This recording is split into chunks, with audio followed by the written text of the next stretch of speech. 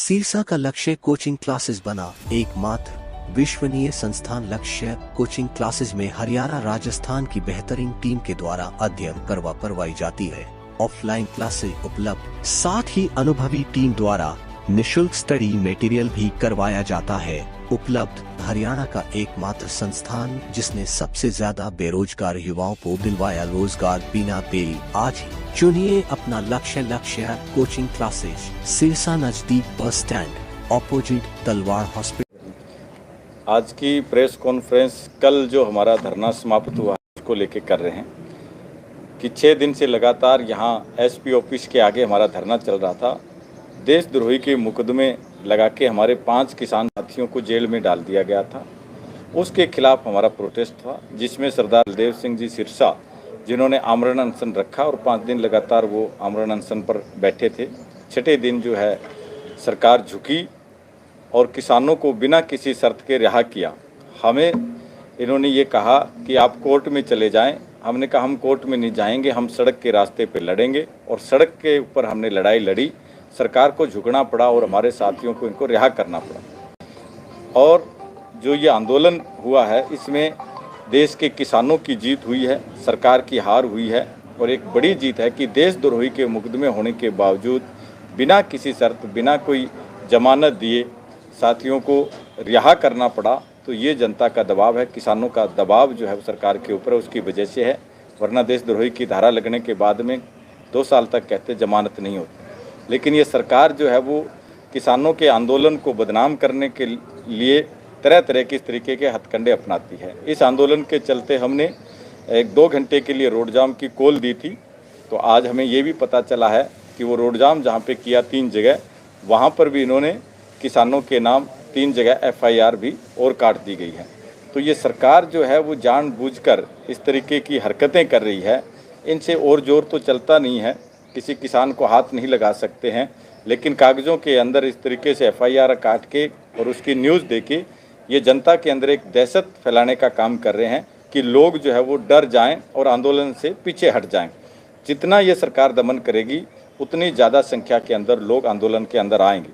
अभी हमें जो कल रिहाई हुई है उसके ऑर्डर हमें मिले हैं, तो हमें पता ये चला है कि सरकार ने खुद जो है इसकी एक जमानत दी है और उसमें जो 5 किसान साथी है उनको रिहा किया है। और ऑर्डर के अंदर ये भी लिखा है कि प्रहलाद सिंह बारूखेड़ा जो है वो भगोड़ा है, वो हाथ नहीं आया है, फरार है। जबकि 6 दिन से लगातार हम एसपी ऑफिस के आगे यहाँ पे धरने पे बैठे हैं, दिन रात यहाँ पे धरने पर बैठे हैं। एसपी डीसी के साथ हमने मीटिंग भी की है इस बातों को लेकर। लेकिन ये किस तरीके से एक छलावा करते हैं, झूठ बोलते हैं, या पब्लिक में कुछ कहते हैं, कोर्ट में कुछ कहते हैं, कागज़ों में ये कुछ कहते हैं। हम ना तो आज तक मुकदमों के वापस करने के लिए लड़े हैं, ना हम आगे लड़ेंगे। हमें ना तो मुकदमों का डर लगता है। बेगुनाह लोगों को जेलों के अंदर नहीं रहने देंगे। ये इनकी खुद के खाते बही है। ये जितना मर्जी सरकार मुकदमे बनाएं, कोई धाराएं लगाएं, हमें इस बात से कोई फ़र्क नहीं पड़ता है। हम हमारे साथियों को जेल के अंदर नहीं जाने देंगे। किसी भी किसान साथी को अगर प्रशासन ने, पुलिस ने गांव में जाके किसी को भी उठाने की कोशिश की, उसके लिए पूरे गांव के अंदर कमेटियां बना के तैयारियां कर दी गई है कि अब सब ने अलर्ट रहना है। सभी गुरु घरों के अंदर कह दिया गया है कि जिस तरीके से भी कोई पुलिस आए और अगर किसी भी किसान साथी को उठाने की कोशिश करे तो एक आवाज़ लगानी है और पूरा गाँव उसी टाइम इकट्ठा हो जाएगा। हम अपने किसी भी साथी को गिरफ्तार नहीं होने देंगे। मुकदमे पहले भी बने हुए हैं, दिल्ली के अंदर भी बने थे, उससे पहले भी बहुत से हमारे ऊपर मुकदमे बने हैं। अब भी इन्होंने मुकदमे बना दिए। देशद्रोही की जो धाराएं लगाई हैं उसके ऊपर सुप्रीम कोर्ट ने संज्ञान भी लिया है कि इस तरीके की धाराएं आप किसी की आवाज़ को दबाने के लिए नहीं लगा सकते हैं। सुप्रीम कोर्ट ने फटकार भी लगाई। लेकिन ये घमंडी सरकार है। इस सरकार ने कितने लोगों के ऊपर ऐसे मुकदमे बना रखे हैं, झूठे मुकदमे बना रखे हैं। और ये तो राह चलते ही मुकदमे बनाने का काम करती है ये सरकार। ये सरकार जो है असल में जनता की सरकार नहीं है, ये कॉरपोरेट की सरकार है। और ये कॉरपोरेट के इशारे के ऊपर आंदोलन को दबाना चाह रही है कि किसी भी तरीके से इस आंदोलन को दबाया जाए। टिकरी बॉर्डर के ऊपर भी इन्होंने हमारे ऊपर झूठे लांछन लगाने की काम की। किसानों ने, एक ने आत्महत्या की, उसको लेकर भी इन्होंने ऐसा झूठा प्रचार किया और इल्ज़ाम लगाया कि ये किसानों ने उस किसान को जानबूझ के जला दिया, जबकि उस किसान का खुद का वीडियो फुटेज सारा कुछ आ गया, तो इनकी बदनामी भी खूब हुई। तो आज पूरी जगह चारों तरफ इस सरकार की फजीयत हो रही है। हर तरफ लोग जो है, चाहे वो वकील है, चाहे वो बुद्धिजीवी है, पूरे देश के अंदर हर तरफ लोग इस सरकार की आज निंदा कर रहे हैं कि अपने ही देश के नागरिकों के ऊपर देशद्रोही की धारा लगा देना कहाँ तक सही है। ये सरकार एकदम कॉरपोरेट के हवाले देश को करना चाह रही है। जो अंग्रेज पहले इस तरीके से किया करते थे कि यहाँ की जो संपत्ति है लोगों की और सारी उनको अपने कब्जे में करने के लिए वो इस तरीके के हथकंडे अपनाते थे कि कोई भी विरोध करता उसके खिलाफ वो देशद्रोही की धारा लगा देते थे और उनको जेलों में डाल देते थे और उनको वो जेलों में ही सड़ जाया करते थे। बहुत से लोगों के ऊपर इस तरीके के मुकदमे उन्होंने दर्ज किए थे। और ये सरकार जो है अपने देश के नागरिकों को आज देशद्रोही मान रही है। हम जो लड़ाई लड़ रहे हैं वो लड़ाई कोई मामूली लड़ाई नहीं है, ये बहुत बड़ी लड़ाई है।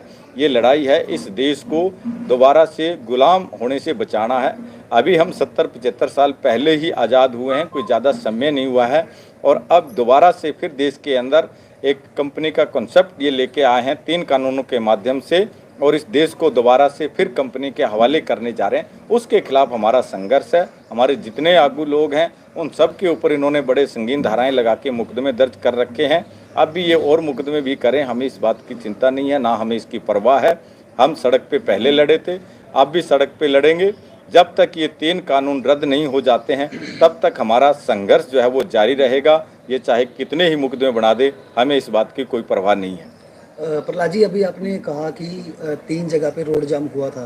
हालांकि बीते दिन डल्लेवाल जी का बयान आया था कि 5 किसान रिहा हो गए हैं। उसके बाद यानी कि अभी जो क्या है कि रोड जाम का कोई यानी कि तुक नहीं रहता, उसके बावजूद रोड जाम करना कहीं ना कहीं मनमानी की जगह नहीं बन रही?